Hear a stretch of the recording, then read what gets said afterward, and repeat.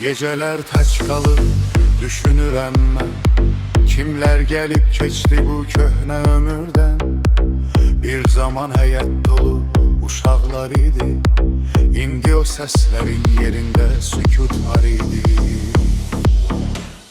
Köhnə velosiped, tozlu yollar, məhəllədə bitməyən uşaqlı oyunlar. Bir parça çörəyi bölərdi dostlarla, İndi herkes ayrı yolda, ayrı diyarda. Anam pencereden sesleyerdi beni, gece oldu oğlum deyerdi sakitçe yine. İndi o günleri aktarıram erden, vakti saparır beni uzaklara derinden. Uşaqlıq keçti, geri gelmedi, isti kucaklarda belki değil. Bir şekil kimi kaldı hatireler, yüreğimde susmayan köhne şehirler.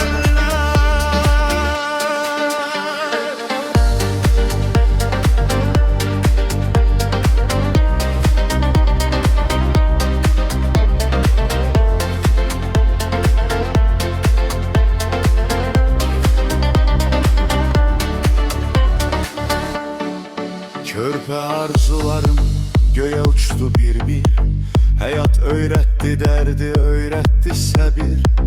Güzgüde baxıram değişen üzüme, uşaqlıq gizlenip köhnə sözlerimde. Bir gün yine dönsem o küçelere, belki taparam özümü hatirelerde. Ama bilirəm vaxt geri dönmür, uşaqlıq gedəndə insanda böyür. Anam pəncərədən səsləyərdi məni, gec oldu oğlum